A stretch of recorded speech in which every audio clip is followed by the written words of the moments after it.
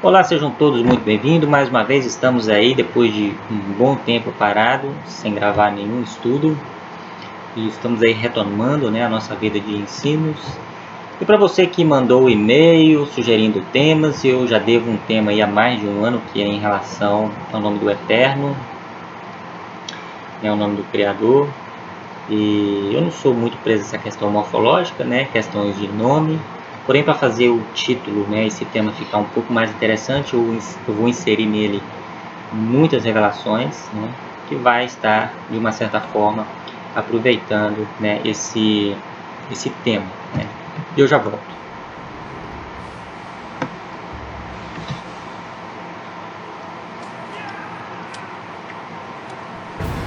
Bem-vindos, evoluídos e não evoluídos. Bem-vindas, todos que nos assistem pela primeira vez. Preparem-se. Dentro de alguns instantes, você irá fazer uma viagem ao mundo imaterial. Senhoras e senhores, vocês são nossos convidados especiais. Suas noites de sono jamais serão as mesmas.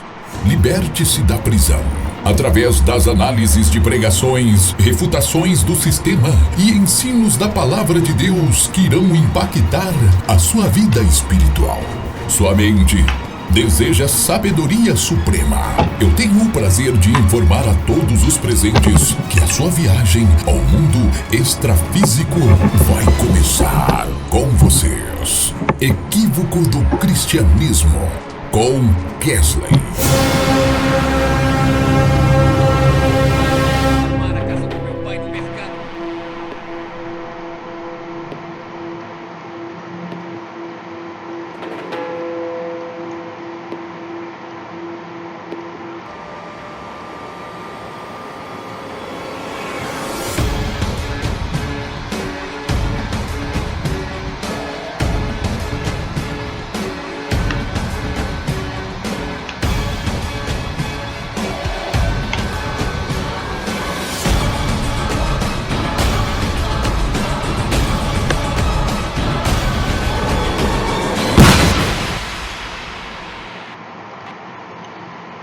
Epa, a câmera travou um pouquinho.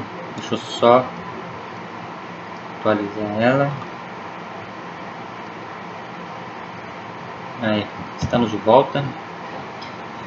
O programa é um pouco pesado, então acaba dando umas travadas na hora de fazer a transmissão. O ensino de hoje ele foi extraído do livro Conhecimento Revelado, de Luciano Subirá. E se eu não estiver errado, eu creio que ele é até da Batista, da Lagoinha.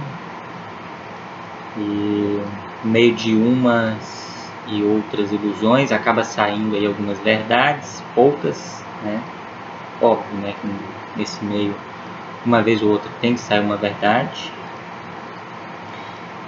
mas naquela ilusão de talvez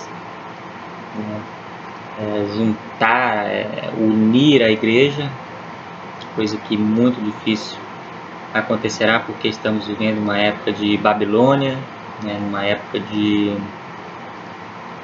divisão.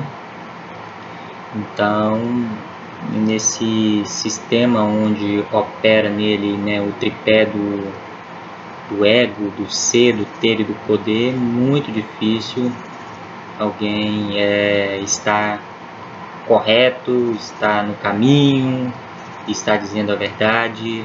Querendo ou não, vai extrair algumas verdades, mas também muitos enganos. Então, a gente vai trazer aqui só o que presta da fruta. Algumas partes eu achei por bem trazer também, mas eu estarei fazendo alguns comentários para estar, até mesmo adulterando e limpando. Então, vai ficar 90% do livro, um restantezinho das revelações que eu trouxe, eu vou trazer no final. Não tem nada a ver, mas aí a gente vai estar, avisando. Então, para responder a várias indagações em relação ao porquê que Jesus pregou por parábolas, a maioria dos judeus não entendia, apenas os discípulos, e por que Deus ele ocultou, né, o conhecimento, a sabedoria dos sábios e entendidos e revelou ela aos pequeninos. E por que poucos entendem, né, a palavra e a maioria não entendem? Por que está esse engano aí no meio do povo? As pessoas vão e voltam do mesmo jeito, aquele vício que tem que ficar indo toda hora e vão lá, se emocionam, choram, depois voltam ao normal. Toda vez tem que ficar, né, meio que recarregando, parece um cartão telefônico, você tem que ficar colocando crédito nele, ou às vezes é igual aquelas empresas que você tem que ficar indo bater cartão e nunca se renovam, as pessoas nunca se transformam, e você convive com elas lá fora. As pessoas que vão às igrejas são as de pior caráter, de pior moral, de pior índole. Então, assim, algo está errado, né? O que está faltando aí? Tantas e tantas igrejas e não há uma transformação, né? Então nós vamos entrar aí no nosso ensino. É difícil compararmos qualquer luz artificial, por mais que brilhe a luz do sol, o qual tanto nos aquece como nos ilumina, além de possuir até mesmo qualidades terapêuticas. Esta comparação, deixa eu só colocar uma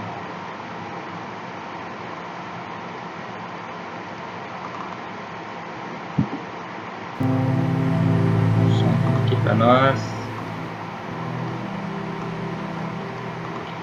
Esta comparação entre a luz natural e a artificial também se aplica à palavra de Deus. A mera leitura ou estudo da Bíblia pode nos iluminar até certo ponto, mas somente a palavra vivificada e ungida pelo Espírito Santo pode trazer-nos a revelação, restauração e cura. Então, lembrando que quando diz aí cura, né, a gente está falando de cura de doenças, né, coisas carnais, falando de cura da alma, né, do psique. E em relação à palavra vivificada, né, hoje você vê, até presenciei uma vez uma cena numa denominação que uma pessoa utilizou o celular para ler a Bíblia.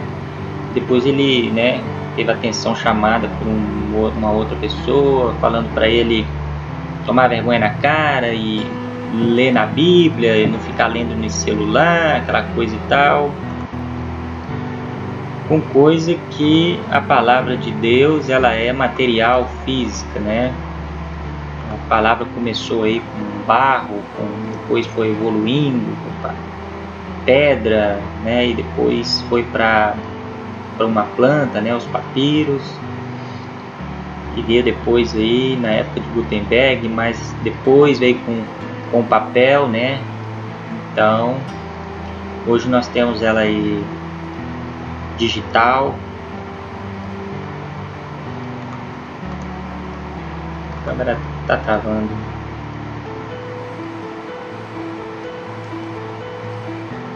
Então nós temos ela aí hoje digital e futuramente vai estar aí nos olhos, né, em hologramas. Mas a palavra de Deus, ela não é material, ela não é física, ela não é tangível, ela não é palpável, ela é viva. Ela mora dentro das pessoas que aceitam. A igreja primitiva, ela não tinha Bíblia nas mãos. E era a igreja unida. Hoje todo mundo tem uma, e o que criou, né? Causou essa divisão. Se você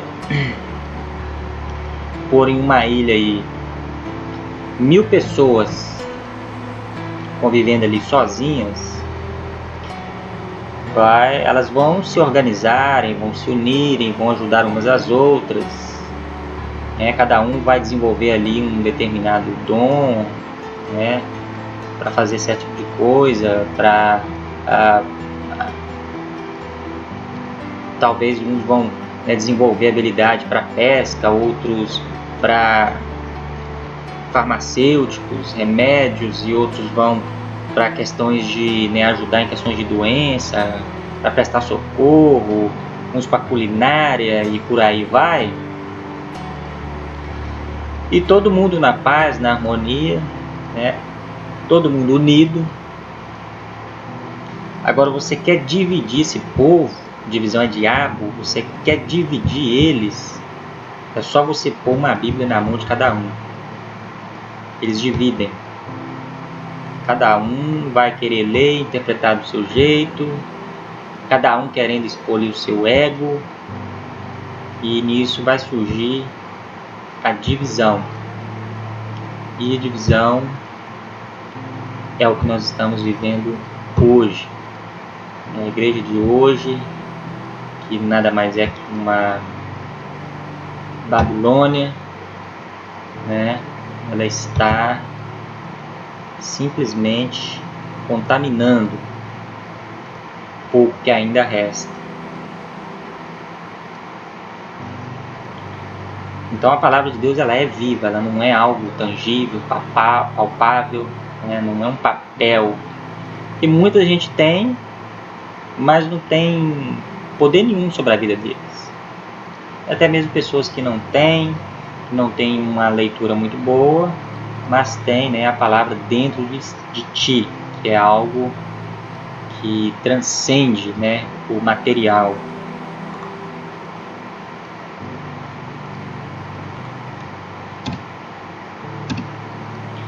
Deus assim a enviou como o sol, o Salmo 19 fazendo o seu percurso, cumprindo a sua missão, e como o próprio Jesus, que é a palavra viva, assim que daqui por diante a ninguém conhecemos segundo a carne, e ainda que também tenhamos conhecido Cristo segundo a carne, contudo agora já não conhecemos deste modo.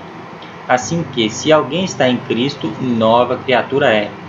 As coisas velhas já passaram, eis que tudo se fez novo. 2 Coríntios 5, 16 e 17. O versículo 17 fala sobre transformação, que é a essência do Evangelho. Contudo, vale ressaltarmos que isto não aparece na Bíblia com um texto isolado, mas como algo que está intimamente ligado ao versículo 16, que fala sobre conhecermos a Cristo. São dois assuntos vinculados entre si. Toda transformação experimentada pelo crente vem em função do conhecimento que ele tem de Jesus. Há dois diferentes níveis de conhecimento mencionados pelo apóstolo Paulo no versículo 16. O conhecimento 1 é segundo a carne, que pertence à dimensão natural. E o segundo é o conhecimento de outro modo, o qual, por ser diferente do primeiro e por também ser mencionados em outros lugares da Bíblia, chamamos de conhecimento espiritual ou ainda de revelação. Paulo declara que a forma correta de conhecermos a Cristo é a segunda, e é depois de ter feito esta afirmação que ele fala sobre sermos novas criaturas, porque isto é uma consequência de conhecermos a Cristo de um outro modo. Há pessoas que conheceram Jesus de perto, até mesmo de uma forma íntima, e nunca chegam a provar o seu poder transformador. Um exemplo claro disto é Judas Iscariotes, o qual, depois de passar anos andando com Jesus, ainda assim o traiu. Podemos até mesmo chegar a conhecer muitas coisas sobre Cristo, sem nunca, no entanto, termos conhecido a Cristo. As igrejas evangélicas estão repletas de pessoas religiosas que foram ensinadas como podermos ser bons cristãos, mas que não manifestam transformação alguma em suas vidas. Aquelas pessoas que você já notou que tem umas que gostam de ficar mudando, né, de igreja em igreja, sai de uma denominação, vai para outra, sai de um templo, vai para outro, sai de uma instituição, vai para outra, muda daqui, sai daqui, vai para ali. Ela vive mudando, mas a vida dela não muda, né? A vida dela sempre continua a mesma, não tem uma transformação. Isso se deve à falta de revelação que acompanha uma verdadeira experiência com Cristo. Quando Paulo escreveu a Timóteo, ele falou acerca de algumas pessoas que estavam vivendo uma vida não transformada. Elas estão sempre aprendendo e jamais conseguem chegar ao pleno conhecimento da verdade. 2 Timóteo 3:7. Um outro exemplo de um conhecimento sem transformação segundo a carne pode ser visto nos irmãos de Jesus. Muitos de nós temos dificuldades de enxergarmos isto devido à herança católica que recebemos, que Maria sempre foi virgem, mas este não é o ensino bíblico. A palavra de Deus declara que José e Maria não se envolveram fisicamente até que Jesus nascesse. Veja o que diz a Escritura. Abre aspas. E José, despertando do sonho, fez como o anjo do Senhor lhe ordenara, e recebeu a sua mulher. E não a conheceu até que deu à luz seu filho, o primogênito, e pôs-lhe o nome de Jesus. Fecha aspas. Mateus 1, 24 e 25. Um outro texto bíblico menciona os nomes dos irmãos de Jesus. Abre aspas. Não é este o carpinteiro, filho de Maria, irmão de Tiago, e de José, e de Judas, e de Simão? E não estão aqui conosco suas irmãs? E escandalizavam-se nele. Marcos 6, 3. Fecha aspas. A tradição católica afirma que o texto referia-se a uma outra Maria, e que a palavra irmão não deveria ser entendida literalmente, mas o contexto do versículo é indiscutível. Jesus estava em Nazaré, sua cidade, no meio de conhecidos e familiares. Portanto, não há dúvida alguma de que de fato o reconheceram, como também a sua família. Não temos os nomes de suas irmãs, mas 4 de seus irmãos são mencionados, o que nos revela que a sua família era grande. E a Bíblia declara que os seus irmãos não criam nele. Abre aspas. Disseram-lhe, pois, seus irmãos, sai daqui e vai para a Judéia, para que também os seus discípulos vejam as obras que fazes. Porque não há ninguém que procure ser conhecido, que faça coisa alguma em oculto. Se fazes essas coisas, manifesta-te ao mundo, porque nem mesmo seus irmãos criam nele. João 7, 3, 5. Fecha aspas. Existe uma outra questão também, que naquela época não existia grau de parentesco, né? Primo era irmão, sogro era pai, sogra era mãe. Então, assim, isso dificulta também, né, o entendimento dentro dessa questão, se era irmão ou se não era. Poderia ser primo ou talvez não, né? Isso pode ser até tema de um próximo vídeo. Em outras palavras, poderíamos dizer que os irmãos de Jesus diziam-lhe algo assim: você não é o bom? Não quer aparecer? Então vá fazer os seus sinais onde encontram as multidões. Podemos deduzir que havia muito sarcasmo e cinismo por trás desta afirmação dos irmãos de Jesus. Um outro texto bíblico nos revela que houve uma ocasião em que os irmãos de Jesus quiseram até mesmo prendê-lo por acharem que ele estivesse louco. Abre aspas. E foram para casa, e afluiu outra vez a multidão, de tal maneira que nem sequer podiam comer pão. E quando seus parentes ouviram isso, saíram para o prender, porque diziam, está fora de si. Chegaram então seus irmãos e sua mãe, e, estando de fora, mandaram-no chamar. Fecha aspas. Marcos 3, 20, 21 e 31. Imagino que se houve pessoas que realmente tiveram a oportunidade de conhecer bem a Cristo, segundo a carne, foram justamente os seus irmãos. Contudo, somente o conhecimento natural não foi suficiente para transformá-los. Em Nazaré, muitos também conheceram, sem, no entanto, provarem uma transformação em suas vidas. Aqui vai uma revelação. O verdadeiro conhecimento de Jesus Cristo só é obtido por revelação. Não é algo transmitido segundo a carne. O próprio Jesus afirmou que o apóstolo Pedro somente chegou a conhecê-lo devido a uma revelação. E chegando Jesus às partes de Cesareia de Filipe, interrogou os seus discípulos, dizendo: Quem dizem os homens ser o Filho do Homem? E eles disseram: uns João Batista, outros Elias e outros Jeremias, ou um dos profetas. Disse-lhes ele: E vós, quem dizeis que eu sou?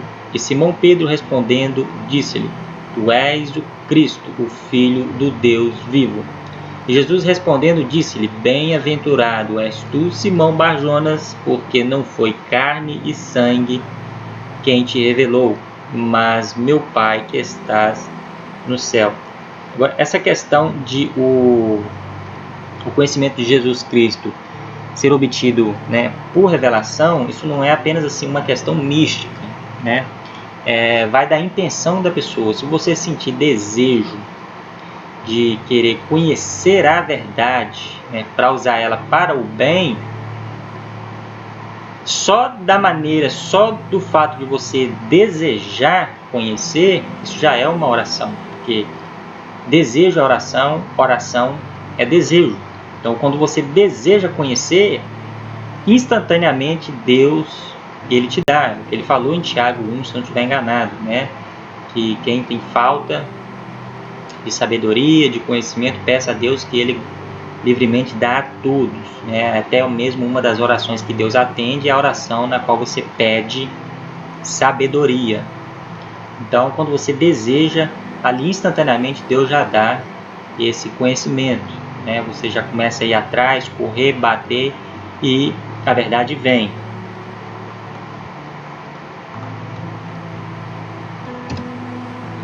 O que Paulo não conseguiu entender com a sua mente foi radicalmente mudado quando Jesus revelou-se a ele. Há muitos exemplos bíblicos e também à nossa volta que confirmam isso.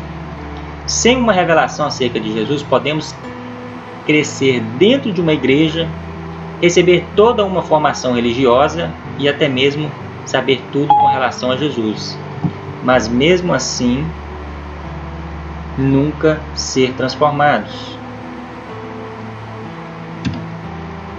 Transformação por um novo conhecimento. Contudo, não conseguimos sair da dimensão do mero conhecimento intelectual e entrar numa dimensão de revelação. As nossas vidas são drasticamente transformadas. Penso que esta é uma das maiores necessidades da igreja de nossos dias. Tiago, o irmão do Senhor, é um exemplo disso. Tanto ele como seus irmãos não criam em Jesus segundo a carne. Até o momento da morte de Jesus, eles mantiveram esta posição, pois não são mencionados nos evangelhos como que estando presentes ao lado da cruz. Esta ideia é reforçada mais ainda pelo fato de que Maria estava sozinha, razão pela qual Jesus a deixou sob os cuidados de João. João 19, 26. Contudo, algo aconteceu depois da morte e ressurreição de Jesus. Não temos um relato detalhado sobre isso, somente uma breve menção do fato. Sabemos, no entanto, que isto mudou para sempre a vida de Tiago. Depois, abre aspas, depois foi visto por Tiago, depois por todos os apóstolos. 1 Coríntios 15, 7. Abre aspas.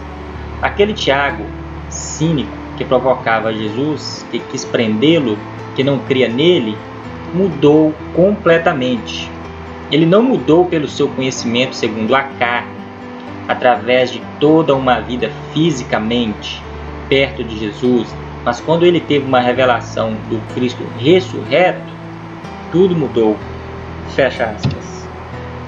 Creio que esta revelação foi o marco da sua mudança, pois logo em seguida ele foi mencionado entre os que estavam reunidos no cenáculo por ocasião do Pentecostes, Atos 1, 14.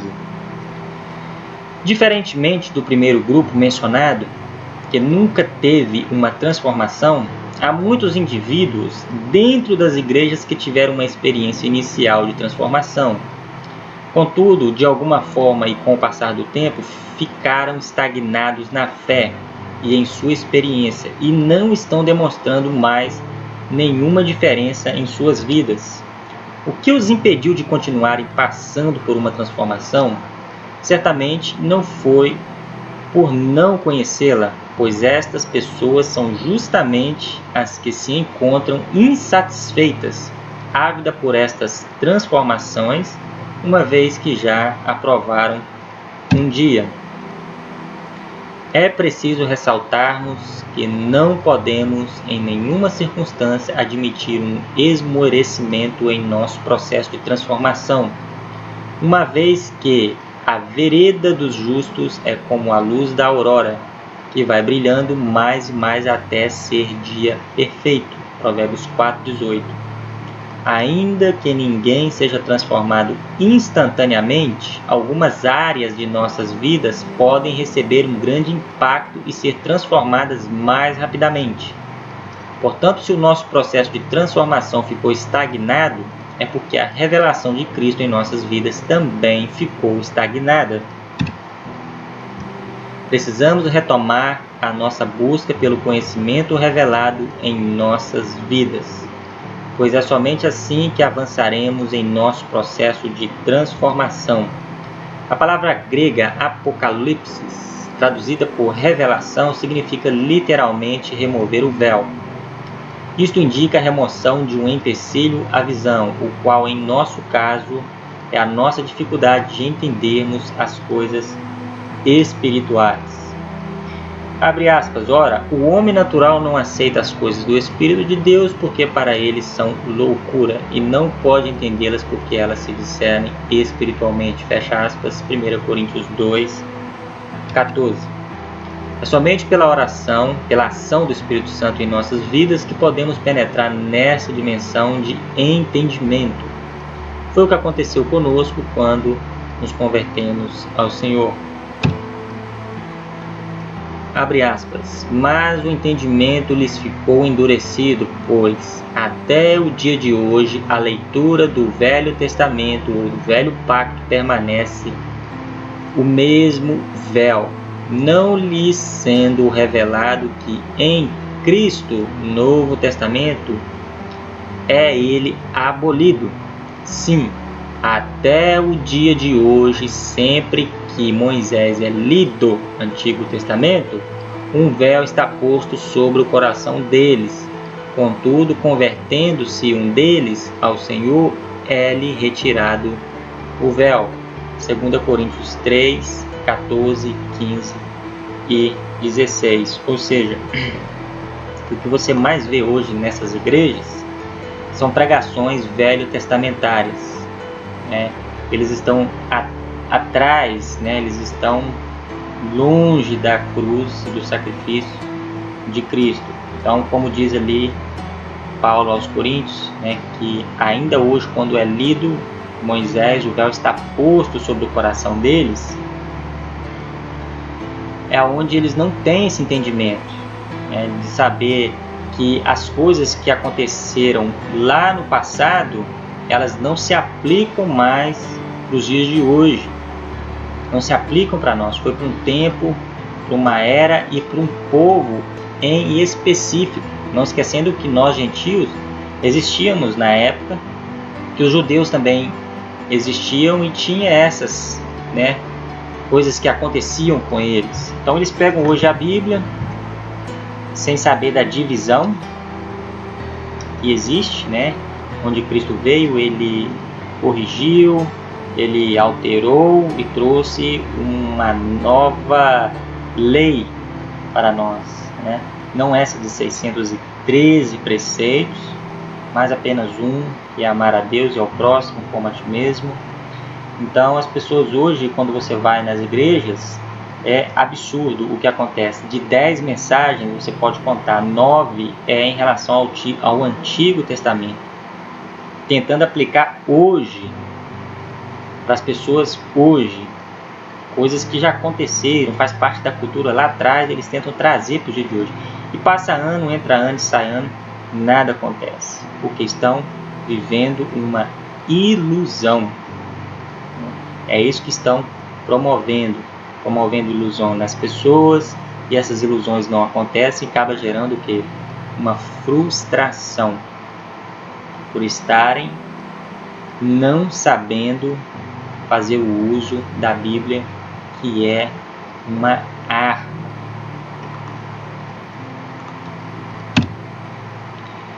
A Bíblia nos exorta a avançarmos no pleno conhecimento de Deus. Conheçamos e prossigamos em conhecer ao Senhor. Oséias 6:3. O nosso conhecimento de Deus é progressivo e contínuo. Veja o que Paulo declarou depois de anos de comunhão e intimidade com Cristo. Abre aspas. Sim, na verdade, tenho também como perda todas as coisas pela excelência do conhecimento de Cristo Jesus, meu Senhor, pelo qual sofri a perda de todas as coisas para que possa ganhar a Cristo, para conhecê-lo e o poder da sua ressurreição e a participação dos seus sofrimentos, conformando-me com ele na sua morte, para ver se de alguma forma consigo chegar à ressurreição dentre os mortos. Não que já a tenha alcançado, ou que seja perfeito, mas vou prosseguindo, para ver se poderei alcançar aquilo para o que eu fui alcançado por Cristo Jesus. Filipenses 3, do 8 ao 12. Se pararmos de avançar, não alcançaremos o propósito de Deus para nossa existência. Devemos crescer até a plenitude do conhecimento de Cristo, para que os seus corações sejam animados, estando unidos em amor e enriquecidos da plenitude do entendimento para o pleno conhecimento do mistério de Deus, Cristo, no qual estão escondidos todos os tesouros da sabedoria e da ciência. Repetindo, no qual estão escondidos todos os tesouros da sabedoria e da ciência. Colossenses 2, 2 e 3.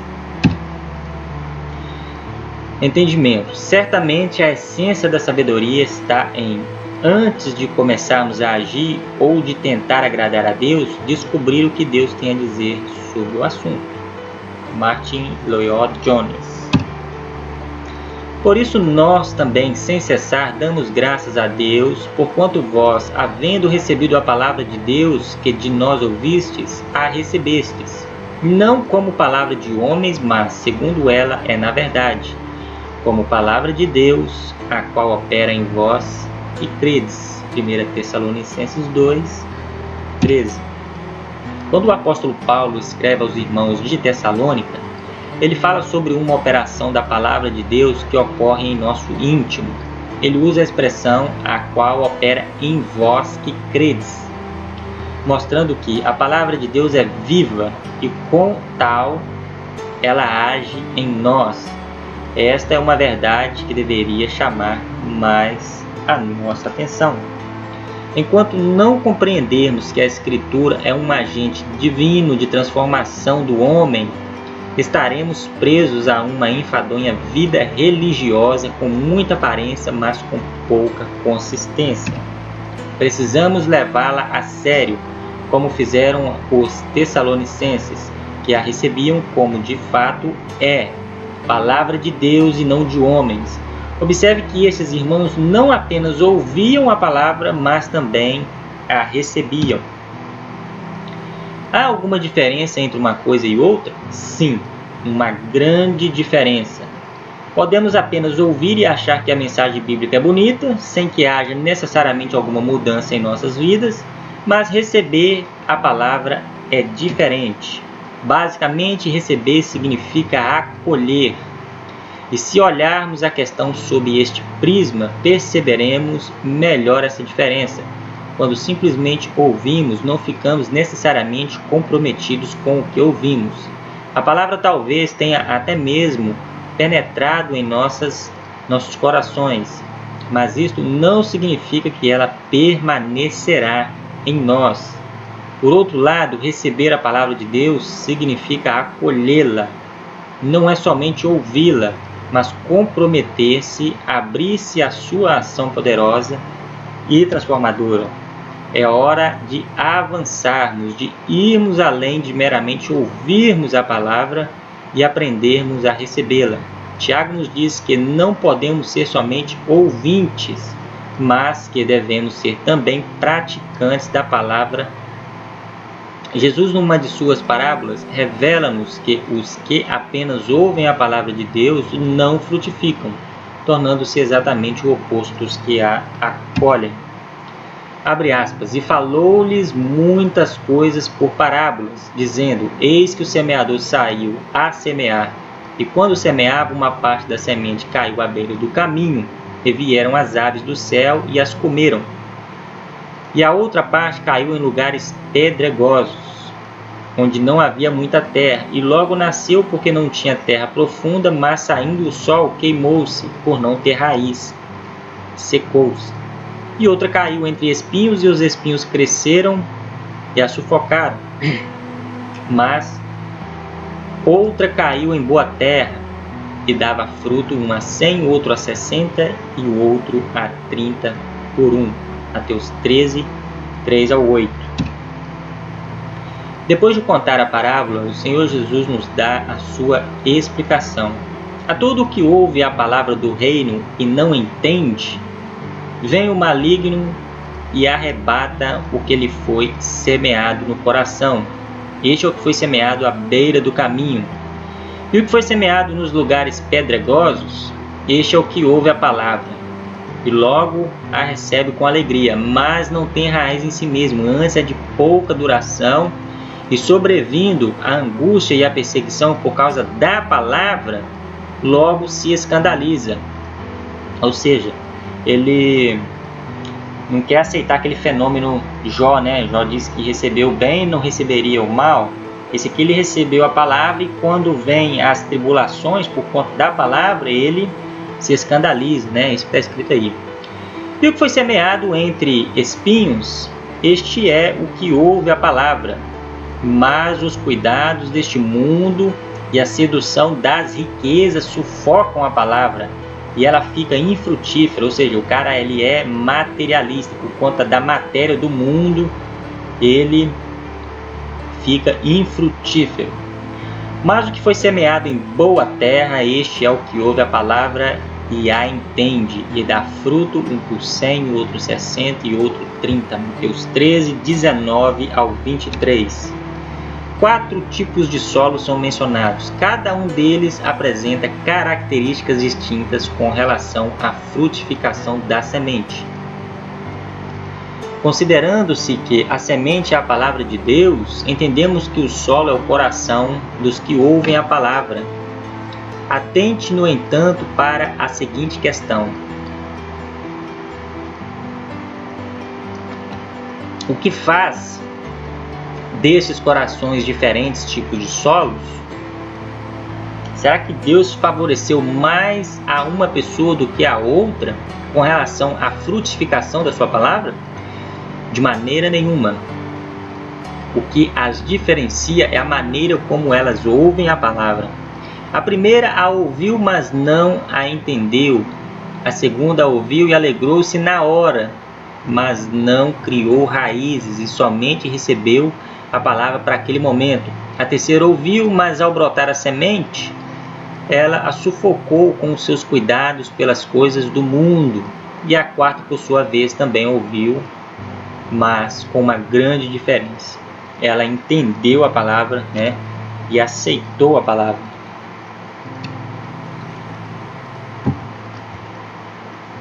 Cada uma dessas pessoas de fato ouviu a palavra, mas somente uma delas a acolheu e a recebeu, com o desejo de entendê-la. As demais somente ouviram, mas não acolheram a palavra em seu íntimo. E aí, né, toda a diferença. Se compararmos o ensino de 1 Tessalonicenses 2,13 com essa parábola, entenderemos algo importante. Paulo diz aos Tessalônicas que a palavra opera nos que não somente a ouvem, mas que também a recebem. Jesus também nos mostra na parábola do semeador que a palavra opera, ou seja, frutifica. Nos que entendem e não nos que apenas a ouvem. Poderíamos dizer, portanto, que este receber ou acolher é o mesmo que entender. Contudo, precisamos ressaltar algo. Jesus não está falando sobre uma simples compreensão lógica das palavras ouvidas. Ele não está se referindo a um entendimento que é fruto de um mero raciocínio ou de uma mera sistematização de um assunto. Ele está fazendo menção de um tipo de entendimento que faz com que produzamos frutos para Deus. E que espécie de entendimento é este? Paulo falou o seguinte sobre isto: por esta razão, nós também, desde o dia em que o ouvimos, não cessamos de orar por vós.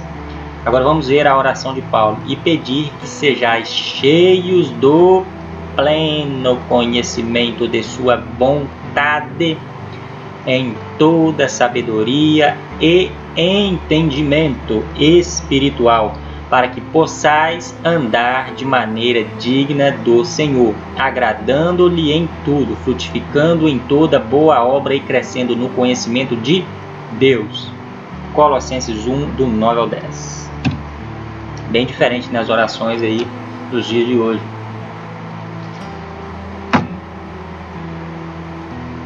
Se não acolhermos a palavra com um entendimento espiritual, jamais experimentaremos a sua ação em nós. Mas o que vem a ser entendimento espiritual? Quem tem ouvidos ouça. Chegando-se a ele, os discípulos perguntaram: por que lhes falais por parábolas? Respondeu-lhes Jesus: porque a vós é dado conhecer os mistérios do reino dos céus, mas a eles não é dado, pois ao que tem dar-se-lhe-á, e terá em abundância. Mas ao que não tem, até aquilo que tem lhe será tirado. Por isso lhes falo por parábolas, porque eles vendo não veem, e ouvindo não ouvem, e nem entendem. E neles se cumpre a profecia de Isaías, que diz: ouvindo ouvireis, e de maneira alguma entendereis, e vendo vereis, e de maneira alguma percebereis. Porque o coração deste povo se endureceu, e com os ouvidos ouviram tardamente, e fecharam os olhos, para que não vejam com os olhos, nem ouçam com os ouvidos, nem entendam com o coração, nem se convertam, e eu os cure. Mas bem-aventurados os vossos olhos, porque veem, e os vossos ouvidos, porque ouvem. Pois, em verdade vos digo que muitos profetas e justos desejaram ver o que vedes, e não viram, e ouvir o que ouves, e não ouviram. Ouve, pois, vos a parábola do semeador. Mateus 13, do 9 ao 18. Este texto é, na verdade, um recheio entre a parábola do semeador e a sua explicação. Portanto, entendemos que Jesus está falando sobre o mesmo assunto, apontando para a mesma verdade. É sempre importante analisarmos um texto de acordo com o seu contexto, pois um texto fora de contexto não passa de pretexto. A parábola do semeador explica este nosso texto, o qual, por sua vez, amplia o entendimento da parábola. Neste trecho das Escrituras, Jesus está falando basicamente sobre três coisas. 1. O reino de Deus tem mistérios. 2. Os discípulos podiam conhecê-los. E 3. Os judeus em geral não podiam conhecê-los. Porque os discípulos podiam conhecer os mistérios do reino, ao passo que os judeus em geral não podiam. Por um lado, temos os discípulos compreendendo questões espirituais, e por outro lado, temos o povo judeu sem conseguir ver e ouvir ou compreender o que Jesus dizia. O que determina este contraste, logicamente, não foi Deus que causou esta diferença, porque ele não abriria os olhos de alguns, deixando fechados os olhos de outros. Deus não faz acepção de pessoas. Alguns leem os versículos 13 e 15 e afirmam que Deus cegou os judeus para que eles não crescem. Mas, na verdade, percebemos no próprio texto que foram eles mesmos que se colocaram sob uma cegueira e surdez espiritual tão grande a ponto de não entenderem a palavra de Deus, e desta maneira eles perderam a salvação que lhes era oferecido. Lucas 11, 52. O versículo 12 nos explica bem essa diferença entre um grupo e outro, pois ao que tem, dar-se-lhe-á, e terá em abundância, mas ao que não tem, até aquilo que tem lhe será tirado. Mateus 13, 12. O Senhor fala que os que têm terão mais e os que não têm terão menos ainda. Mas é importante questionarmos o seguinte: o que é este ter ou não ter? É ter ou deixar de ter o quê? É nessas horas que percebemos como é importante o contexto das Escrituras. Do primeiro versículo até o versículo 23, Jesus está falando sobre uma única coisa, que é o entendimento. Mas que tipo de entendimento? Entendimento espiritual da palavra de Deus, a essência. É aqui que ele nos revela o que distinguiu os seus discípulos dos demais judeus. Como eles já tinham um entendimento da palavra de Deus, que eles aceitaram o Messias. Então eles receberam mais entendimento espiritual a ponto de que lhes seriam descortinados os mistérios do reino. Mas com relação aos judeus, que já vinham indispondo o seu coração de modo a não crerem em Jesus, o pouco entendimento que possuíam estavam sendo tirado deles. Então, já até, como eu sempre falo, às vezes as pessoas falam assim: Jesus não chamou mestres e doutores, né? Jesus chamou pescadores. É uma coisa que de vez em quando você escuta aí nas igrejas. Só que eles não sabem o seguinte: Jesus chamou pescadores, sim, mas os pescadores que Jesus chamou continuam sendo pescadores? Pedro, por aceitar Cristo quando Jesus chamou ele, foi pelo fato de que ele já conhecia, já tinha um conhecimento. E ele não continuou como pescador, ele foi discipulado por Cristo, né, por 3 anos e meio, e depois disso ele se formou, ele virou doutor, né, lá no dia de Pentecostes, ele que dirigiu a palavra, né. Então, o que acontecia é que eles se formaram e agora eles estavam sozinhos, né, pela primeira vez e tal, sem Cristo, para poder fazer, né, o que o mestre deles faziam.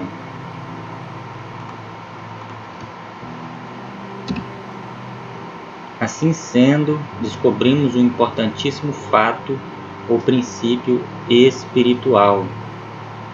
Se nos dedicarmos ao entendimento das Escrituras, Deus nos concederá mais entendimento ainda. Mas se deixarmos a compreensão espiritual de lado, não nos empenhando em buscá-la, acabaremos perdendo até mesmo o que temos. Novamente percebemos que não basta ouvirmos. Os judeus ouviram, porém negligentemente, sem se inclinarem à revelação divina. Semelhantemente, nós também precisamos vigiar para não incorrermos neste mesmo tipo de erro. O autor da Epístola aos Hebreus menciona esse tipo de atitude no Novo Testamento. Sobre isso temos muito mais que dizer, mas de difícil interpretação, porquanto vos tornastes tardios em ouvir, porque devendo já ser mestres em razão do tempo, já deveria ser mestres em razão do tempo, ainda necessitais de que se vos torne a ensinar os princípios elementares dos oráculos de Deus, e vos haveis feito tais que precisais de leite e não de alimento sólido. Hebreus 5, 11, 12. O que vemos nesses versículos? Que os hebreus, pelo fato de que eles haviam se tornado tardios em ouvir, não compreenderiam a maior parte do que o escritor tinha a dizer-lhes. Observe, no entanto, o fator mais grave. O autor menciona a necessidade de ensinar-lhes uma vez mais os princípios elementares da palavra de Deus. Mas estes irmãos já não haviam sido ensinados sobre isso? Sim. A expressão ainda necessitais de que se vos torne a ensinar os princípios elementares nos mostra que eles, de fato, precisavam ser ensinados novamente. Uma outra verdade a ser observada é que o reino de Deus tem mistérios. Foi o próprio Jesus que afirmou isso. Respondeu-lhes Jesus: a vós é dado conhecer os mistérios do reino dos céus, mas a eles não é dado. Mateus 13, 11. Mas, para entendermos o que Jesus quis dizer com esta palavra, é necessário observarmos uma definição da palavra mistério: dogma ou objeto de fé religiosa inacessível à razão, o que é incompreensível, segredo, enigma. No dicionário escolar da língua portuguesa, mistério também pode ser definido como algo oculto, escondido, não revelado. Podemos afirmar, portanto, que Jesus disse que o reino de Deus tem coisas ocultas, escondidas. O reino tem segredos, enigmas. E quais são os mistérios do reino? São as verdades das Escrituras, a constituição do reino. Como sabemos que são verdades? Porque Jesus está falando sobre ouvirmos a palavra e entendermos ou não o que ouvimos. Este é o contexto. Agora veja algo. Por que será que o reino de Deus tem mistérios? Será que ele quer manter algo oculto, escondido de nós? Não. Deus tem verdades ocultas que não foram abertamente declaradas. Isto, porém, não significa que ele não quer que as saibamos. Ao contrário, o nosso Pai Celestial realmente deseja revelá-las a nós. O fato de estarem escondidas significa que não são facilmente encontradas. Em outras palavras, elas não são entregues de mão beijada. Há um preço a ser pago. No entanto, Deus deseja que cheguemos a conhecer esses mistérios. Podemos perceber isto ao atentarmos para o que Davi, pelo Espírito Santo, declarou. Abre aspas, o segredo do Senhor é para aqueles que o temem, e ele lhes dará a conhecer a sua aliança. Fecha aspas, Salmos 25, 14. Há algumas figuras na Bíblia que confirmam este ensino. Lemos em Hebreus 9, 4 acerca da Arca da Aliança, que continha em seu interior um vaso de ouro com o maná, além das tábuas da lei e da vara de Arão que floresceu. O mesmo escritor afirma em sua epístola que a lei tem a sombra dos bens futuros e não a imagem exata das coisas. Hebreus 10, 1.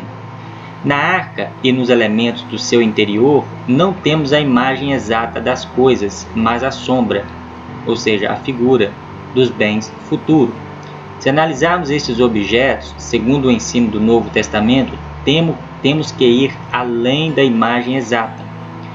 O que vemos neles literalmente e compreender a sombra, ou seja, o que eles tipificam, os bens futuros da nova aliança, neles figurados. Qual é a figura do maná? Para entendermos isto claramente, compararemos dois textos bíblicos, um do Antigo Testamento apresentando a figura e o outro do Novo Testamento interpretando a figura. Abre aspas, sim, ele te humilhou e te deixou ter fome, e te sustentou com o maná, que nem tu nem teus pais conheceis, para te dar a entender que o homem não vive só de pão, mas de tudo que sai da boca do Senhor. Disso vive o homem. Deuteronômio 8, 3. Abre aspas. Mas Jesus lhes respondeu, está escrito, nem só de pão viverá o homem, mas de toda a palavra que sai da boca de Deus. Mateus 4, 4. Observe isto. Em Deuteronômios, vemos que a Escritura dizem que o homem não vive só de pão, mas de tudo que sai da boca do Senhor. Segundo este texto, o que sai da boca do Senhor? O maná. Agora veja o seguinte, Jesus usa estas mesmas palavras ao ser tentado no deserto pelo diabo, e as interpreta assim, abre aspas, nem só de pão viverá o homem, mas de toda a palavra que sai da boca de Deus. Ele substitui o termo maná por palavra de Deus. que era o significado desta figura, a qual não tinha a imagem exata, mas era uma sombra de um bem vindouro. O maná, portanto, é um tipo ou um símbolo da palavra de Deus.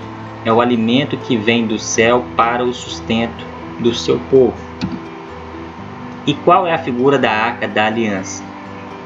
Ela representa a presença de Deus no meio dos homens. Veja os textos bíblicos que autenticam esta afirmação.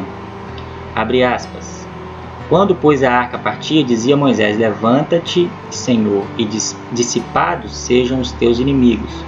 Refugiam diante de ti os que te odeiam. E quando ela pousava, dizia: volta, ó Senhor, para os muitos milhares de Israel. Números 10, 35 e 36. Quando a arca partia, Moisés dizia: levanta-te, ó Deus. E quando ela pousava, ele dizia: volta, ó Senhor, porque a arca representava a presença de Deus, que estava entre os querubins.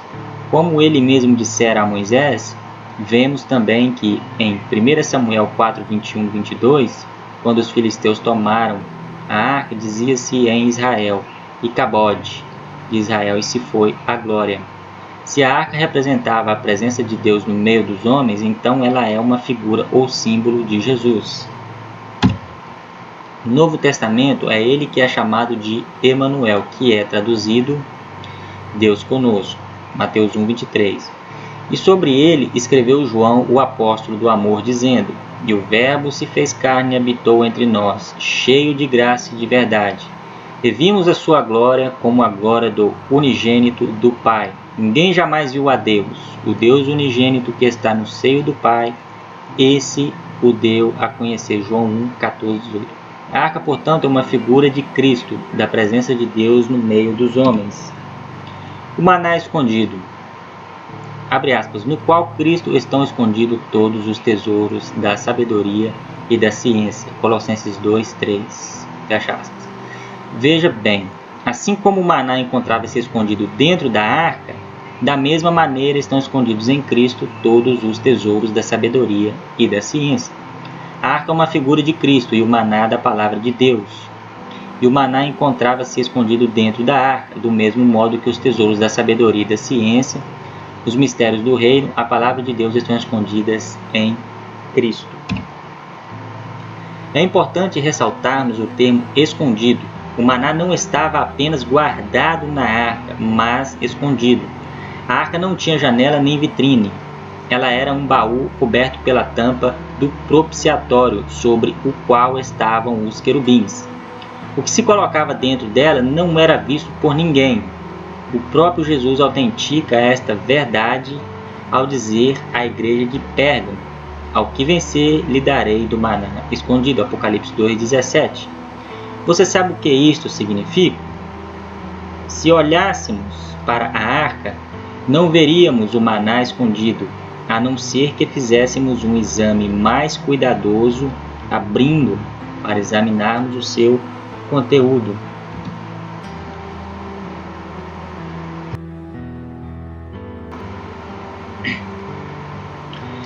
Da mesma maneira, se você tiver um contato apenas superficial com Cristo, você jamais descobrirá os tesouros da sabedoria e da ciência. Você jamais poderá conhecer os mistérios do reino. Do mesmo modo que, com o exame da arca de maneira superficial, não encontraríamos o maná, assim também um contato distante com Cristo jamais nos revelará os tesouros escondidos. E, infelizmente, esta é a realidade da maioria dos cristãos que, servindo a Jesus durante anos e anos, jamais chegam a experimentar do maná escondido. Talvez eles pensem que isto é para ser desfrutado somente no céu, por causa da promessa de Jesus à igreja de Pérgamo. No entanto, o que Jesus disse de fato é que quando os vencedores chegassem lá, continuariam a desfrutar do maná escondido, pois é impossível chegarmos a desfrutar da plenitude destes tesouros em Cristo ainda nesta vida. Eles são inesgotáveis. Isto, porém, não quer dizer que eles não se encontram à nossa disposição desde já. Ou seja, saia do seu comodismo e corra, porque para que você possa tomar posse, né, do que lhe pertence.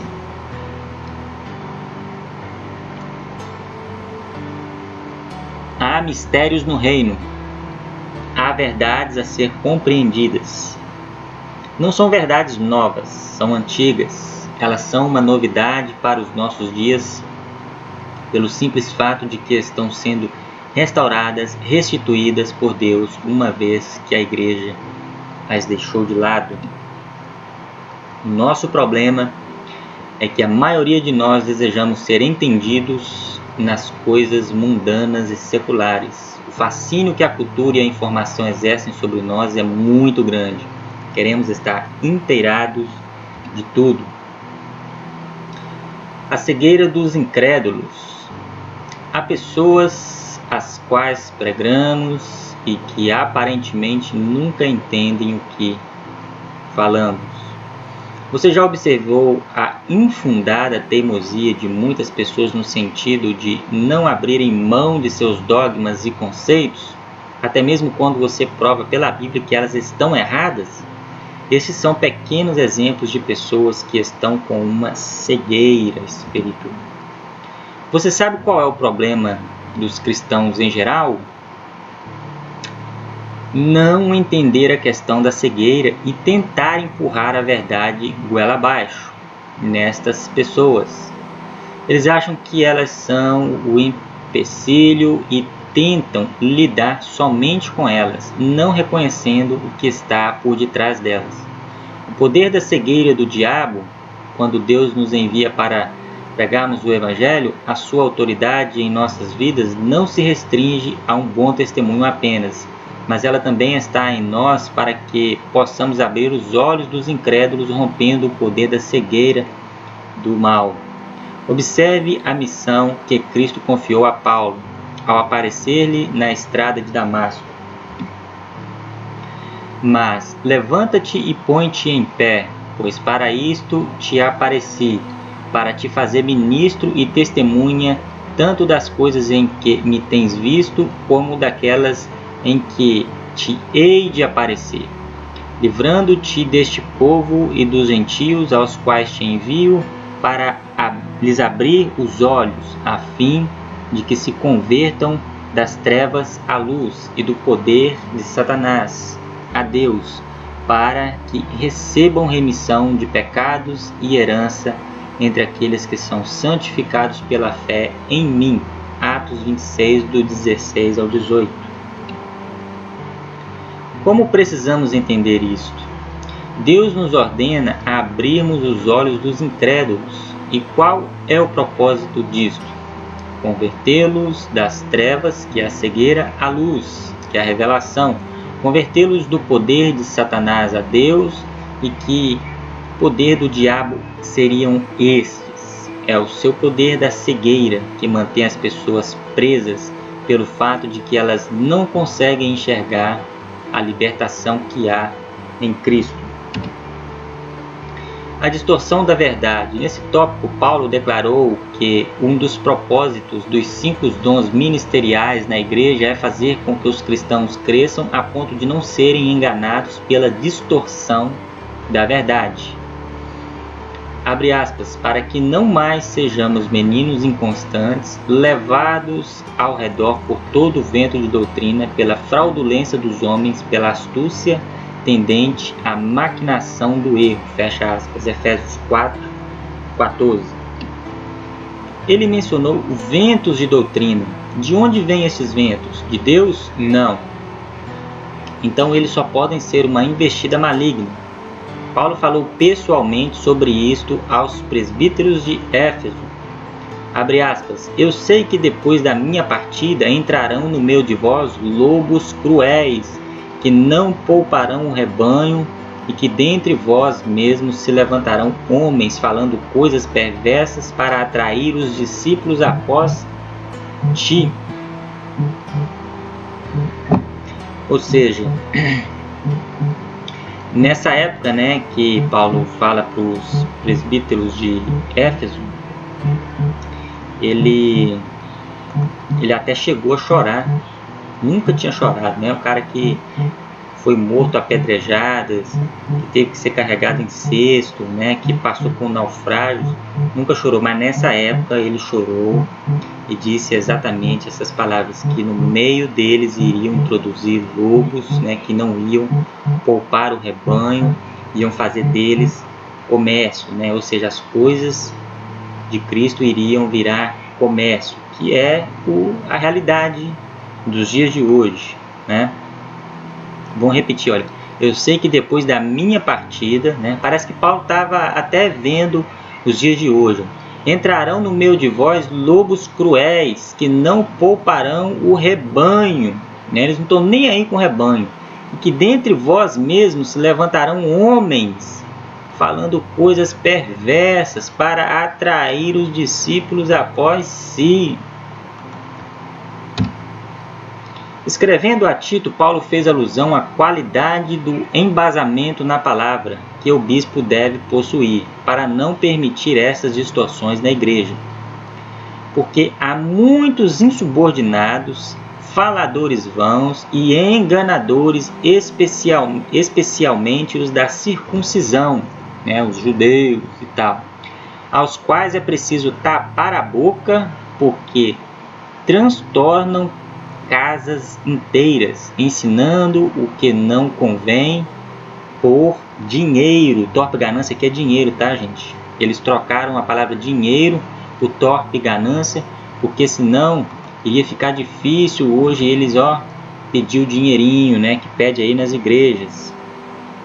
Mas se você for para o dicionário, torpe ganância e dinheiro é o mesmo sentido, é a mesma raiz, é o mesmo significado. Só que eles põem torpe ganância porque o povo não sabe, ninguém vai pesquisar, vai checar no dicionário, né? Então, assim fica fácil de adulterar a Bíblia através dos sinônimos, torpe ganância por dinheiro. Este testemunho é verdadeiro, portanto repreende-os severamente para que sejam sãos na fé, não dando ouvidos a fábulas judaicas, nem a mandamentos de homens que se desviam da verdade. Tito 1, 13 e 14. Ou seja, o que vocês ouvem nas igrejas hoje não são fábulas? Distorcem tanto a palavra e criam histórias, falam coisas que o texto ali, o autor quando escreveu, não está dizendo. Para quê? Para agradar os ouvidos de quem está ouvindo, né? Os comichões. Precisamos ter cuidado com a influência satânica de distorção da verdade, através dos falsos pastores. Pedro profetizou que isto aconteceria, olha de Pedro. Mas houve também entre o povo falsos profetas, como entre vós haverá falsos mestres, os quais introduzirão encobertamente, olha para vocês verem, encobertamente, heresias destruidoras, negando até o Senhor que os resgatou, trazendo sobre si mesmos repentina destruição. E muitos, olha aí, não está escrito poucos não, gente. E muitos seguirão as suas dissoluções, e por causa deles será blasfemado o caminho da verdade. Ou seja, muitos seguindo o caminho desses falsos pastores, e o caminho da verdade foi blasfemado. Por quê? O que é blasfema? É colocar em lugar de. É você pegar uma coisa verdadeira e pôr uma mentira no lugar. Foi isso que fizeram com o evangelho, com a palavra, com a igreja. É o que nós vivemos hoje. Está lá em 2 Pedro 2, 1 e 2. Tardios em ouvir. Uma outra atitude que pode gerar em nós uma cegueira espiritual é o fato de nos tornarmos tardios em ouvir. Abre aspas. Sobre isso temos muito que dizer, mas de difícil interpretação, porquanto vos tornastes tardios em ouvir, porque já devendo ser mestres em razão do tempo. Está vendo que sempre há um puxão de orelha para ser mestre? Ainda necessitais de que se vos torne a ensinar os princípios elementares dos oráculos de Deus, e vos haveis feito tais que precisais de leite e não de alimento sólido. Hebreus 5, 11 e 12. O apóstolo Paulo falou sobre os que se encheram de si mesmo e deixaram Deus de lado, para ensinar o que queriam.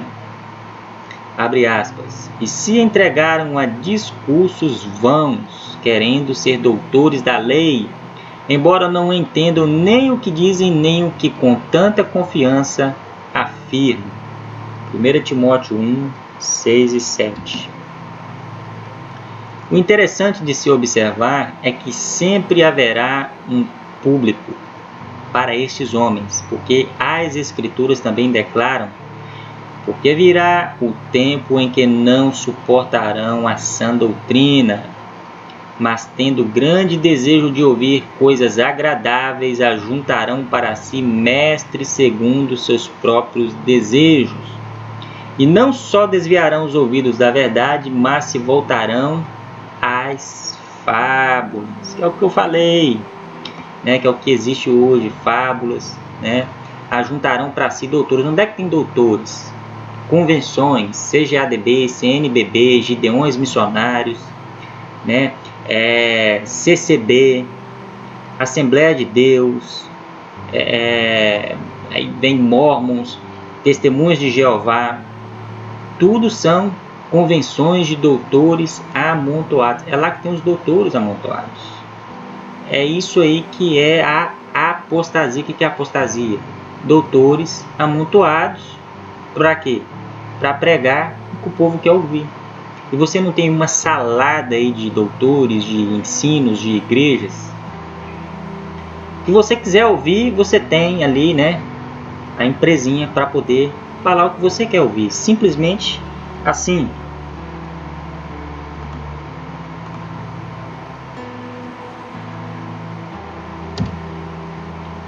Há muitas pessoas que estão endurecidas pelos seus pecados e que jamais compreenderão a palavra de Deus. O problema de muitos crentes hoje é que eles alimentam o seu corpo com 3 refeições quentes por dia, mas alimentam o seu espírito com um sanduíche frio por semana. Habite ricamente em vós a palavra de Cristo. Colossenses 3,16. Depois de entendermos um pouco a respeito do conhecimento revelado, a nossa reação imediata deve ser a de um profundo desejo de obtê-lo. Se de fato amamos ao Senhor, o nosso íntimo desejará isto ardentemente. Mas como podemos obter o conhecimento revelado? Quais são os passos práticos que devemos dar para que possamos experimentá-lo? Deus nos ensinou 2 passos básicos para usufruirmos do conhecimento por revelação. Enchermos da palavra e orarmos especificamente para isso, né? No livro dele, ele cita falar em línguas, né? O terceiro, ele deu 3 passos, mas eu removi isso, né? Óbvio, né? Que ele fala de checar o contexto, mas acaba citando algo fora de contexto. Então, fiz essa correção.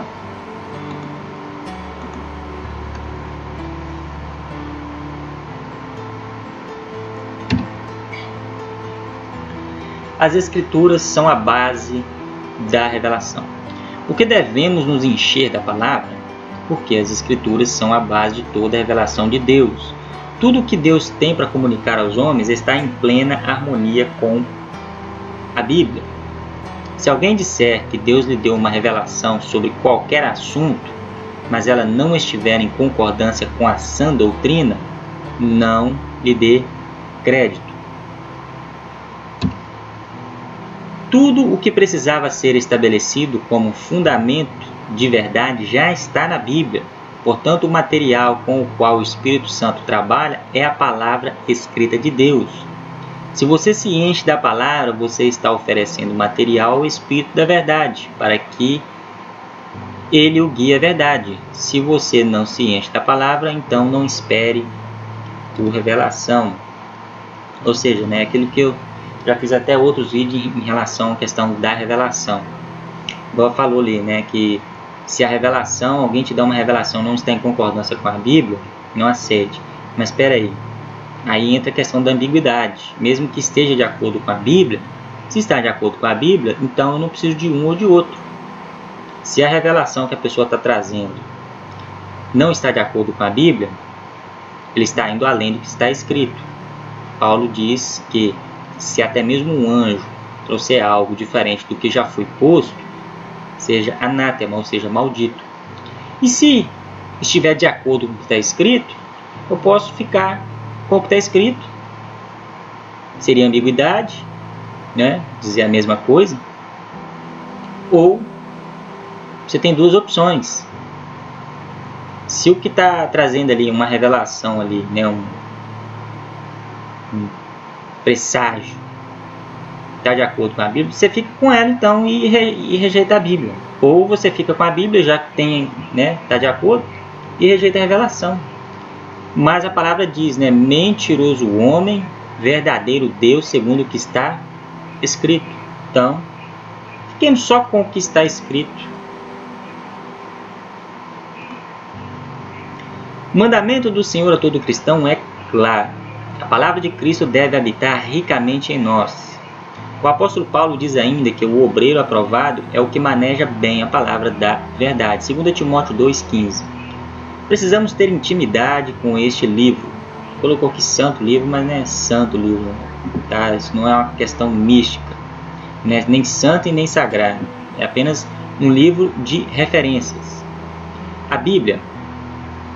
Precisamos amá-lo e lê-lo, estudá-lo a fundo, meditar nele dia e noite. Isso é verdade. Antes de mais nada, eu gostaria de lembrá-lo que Paulo tinha muita informação. Embora o conhecimento em si signifique que há uma compreensão, a revelação somente ocorre onde há informação. Se você nunca lê a Bíblia, não espere ter revelação alguma, pois revelação é a ação do Espírito que transforma a informação em compreensão. É importante sabermos que há meios de obtermos a verdade. Um exemplo claro e simples são de 3 homens cegos que foram colocados diante de um elefante. Disseram a cada um deles para caminharem até que se deparassem com algo à frente, que era o animal, né, o elefante, e que pelo tato deduzissem o que era aquilo. O primeiro caminhou até deparar-se com uma das patas do elefante e, apalpando-a até o chão, exclamou: "É uma árvore." O segundo caminhou até o lado do elefante, apalpando-o até onde conseguiu alcançá-lo, disse: "É uma parede." E o terceiro caminhou até a tromba e, apalpando-a, percebeu seu movimento, deduziu que se tratava de um animal vivo e gritou: "É uma cobra." Resumindo, se lidarmos com partes isoladas somente, jamais conheceremos o todo. Tal qual estes cegos, muitos se prendem a apenas algumas partes isoladas da Bíblia e se perdem em sua interpretação. Nesse mesmo dia, iam 2 deles para uma aldeia chamada Emaús, que distava de Jerusalém 60 estádios. E iam comentando entre si tudo aquilo que havia sucedido. Enquanto assim comentavam e discutiam, o próprio Jesus se aproximou e ia com eles, mas os olhos deles estavam como que fechados, de sorte que não o reconheceram. Então ele lhes perguntou: "Que palavras são essas que, caminhando, trocais entre vós?" Eles então pararam tristes, e um deles, chamando Cleopas, respondeu-lhes: "És tu o único peregrino em Jerusalém que não soube das coisas que nela têm sucedido nesses dias?" Ao que lhes perguntou: "Quais?" Disseram-lhe: "As que dizem respeito a Jesus, o Nazareno, que foi o profeta, poderoso em obras e palavra diante de Deus e de todo o povo. E como os principais sacerdotes e as nossas autoridades o entregaram para ser condenado à morte e o crucificaram. Ora, nós esperávamos que fosse ele quem havia de redimir Israel. E além de tudo isso, e já hoje o terceiro dia desde que estas coisas aconteceram. Verdade é também que algumas mulheres do nosso meio nos encheram de espanto, pois foram de madrugada ao sepulcro e, não achando o corpo dele, voltaram, declarando que tinham tido uma visão de anjos que diziam estar ele vivo. Além disso, alguns dos que estavam conosco foram ao sepulcro e acharam ser assim como as mulheres haviam dito. A ele, porém, não o viram. Então ele lhes disse: ó nécios e tardos de coração, para credes tudo o que os profetas disseram. Porventura não importava que o Cristo padecesse essas coisas e entrasse na sua glória? E começando por Moisés e por todos os profetas, explicou-lhes o que dele se achava em todas as Escrituras. Quando se aproximaram da aldeia para onde iam, ele fez como quem ia para mais longe. Eles, porém, o constrangeram, dizendo: fica conosco, porque é tarde, e já declinou o dia. E entrou para ficar com eles. Estando com eles à mesa, tomou o pão e o abençoou, e partindo-o lhe dava. Abriram-se-lhes então os olhos e o reconheceram. Nisto ele desapareceu de diante deles. E disseram um para o outro: porventura não se nos abrasava o coração quando pelo caminho nos falava e quando nos abriram as Escrituras? E na mesma hora levantaram-se e voltaram para Jerusalém, e encontraram reunidos os 11 e os que estavam com eles, os quais diziam: realmente o Senhor ressurgiu e apareceu a Simão. Então os dois contaram o que aconteceram no caminho e como se lhes fizeram conhecer a partir do pão. Lucas 24, 13 ao 35. Depois lhes disse: são estas as palavras que vos falei, estando ainda convosco, que importava que se cumprisse tudo o que de mim estava escrito na lei de Moisés, nos profetas e nos salmos. Então lhes abriu o entendimento para compreenderem as Escrituras. Lucas 24, 44 e 45. Duas palavras da língua portuguesa realçam a tremenda insignificância do ser humano: cosmovisão e inteligência. Cosmovisão seria a visão de todo o cosmo com todas suas galáxias. Contudo, precisaríamos estar fora dele. Neste caso, os nossos olhos não serviriam para nada. Ao falar sobre coisas muito complexas e profundas, Jesus cortava um tremendo atalho teológico, dizendo: tocai-me e vede, apalpem-me, já que vocês não podem compreender-me. Estava escrito na lei de Moisés e nos profetas e nos salmos, assim está escrito, convinha que, era necessário que. No entanto, há um ponto de compreensão ao qual o próprio Jesus nos leva. Então abriu-lhes o entendimento para compreenderem as Escrituras. Lucas 24, 45. Isto é uma cosmovisão das Escrituras. Quando achamos que já sabemos tudo, ele sussurra: aprendei de mim. A segunda palavra é inteligência, proveniente do latim. É a união do particípio presente do verbo ler, ligere, com inter, dentro. Será que conseguimos ler um livro fechado?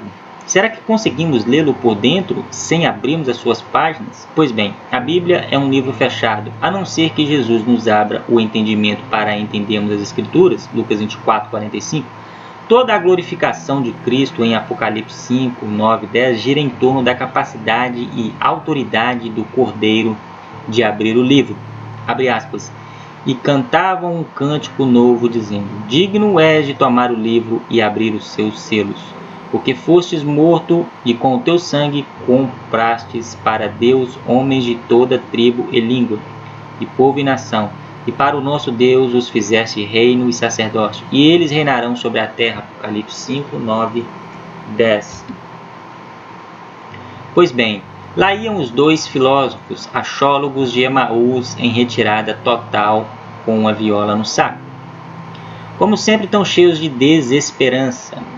quando um estranho totalmente desatualizado com relação às últimas notícias se põe ao lado deles, dando início assim ao diálogo entre eles. Aí eles começam a contar ao estranho toda a história de Jesus, o próprio Jesus começa a ouvir tudo sobre ele mesmo. Talvez ele disse que, de vez em quando, depois que toda filosofação e axiologia se esgotaram, o próprio Cristo, o Verbo, a palavra, retomou a palavra e começou a explicá-la, não à cabeça, mas ao coração, ao entendimento deles. Os dois ouvintes sentiram que aquela conversa era boa demais, a mente, ao espírito, ela cortava e mexia com o coração. Ao perceberem que estavam em frente de casa, talvez uma choupana ou casebre, pensaram, não podemos perder esta conversa. E arriscaram, já é tarde, que tal um lanche? E ao estranho não recusou, nem jamais recusará um convite destes. Eis que estou à porta e bato, se alguém ouvir a minha voz e abrir a porta, eu entrarei em sua casa. Apocalipse 3:20. De repente, então, ele foi reconhecido pelos dois, e não foi pelas feridas em suas mãos, porque ele vinha gesticulando pelo caminho, tampouco foi pela sua voz, porque há muito ele já vinha falando. Também não foi pelo seu estilo de oração.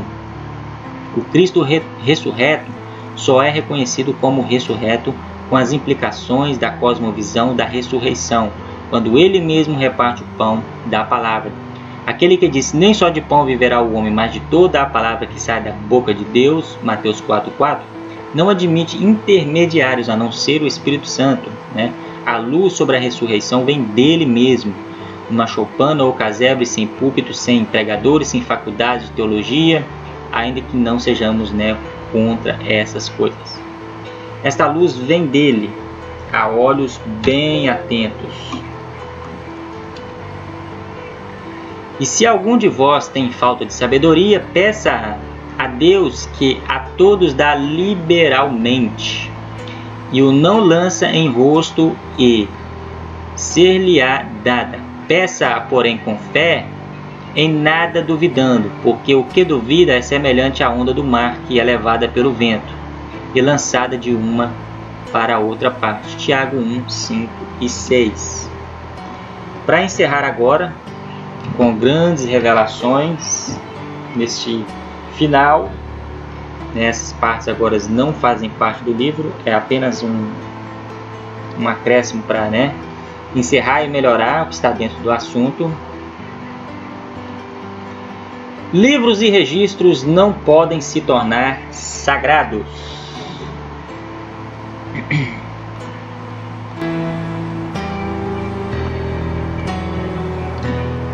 Dias especiais não podem se tornar feriados sagrados. Objetos e símbolos não podem se tornar amuletos. Nomes e logos não podem se tornar denominações. Honra e gratidão não podem se tornar clero. Ajudas e coletas não podem se tornar salário. Músicas e poesias não podem se tornar hinos. Ceias e festas não podem se tornar rituais. Ordem e responsabilidades não podem se tornar dogmas. Palavras e ensinos não podem se tornar credos. Reuniões e encontros não podem se tornar liturgias. Se seu corpo for usado pelo sistema religioso dogmático, você será um patrocinador de templos e dinastias, um cobaia, fantoche ou meros objetos sexuais. Então aqui a gente encerra o nosso ensino já de 1h e 29 minutos. Creio que você tenha alimentado o seu espírito, o seu entendimento. E nós vamos ficando por aqui. Iremos estar trazendo aí, em breve, o ensino sobre o nome do Criador com grandes revelações. Estou também abrindo uma página no Facebook, curso de Teologia Avançado, se eu não estiver enganado. onde eu vou estar agora trazendo um curso de teologia, né, do nível médio até o mais avançado. Você pode acompanhar tanto pelo YouTube ou pelo Facebook, né? Quem já nos acompanha pelo YouTube vai receber aqui mesmo, e alguns que é apenas pelo Face, né, vão ter a chance de, talvez, né, batendo, pedindo, pode nos encontrar e também se alimentar conosco, né? Eu vou ficando por aqui. Boa noite a todos, boa sorte e que todos tenham aí uma ótima semana. Fui!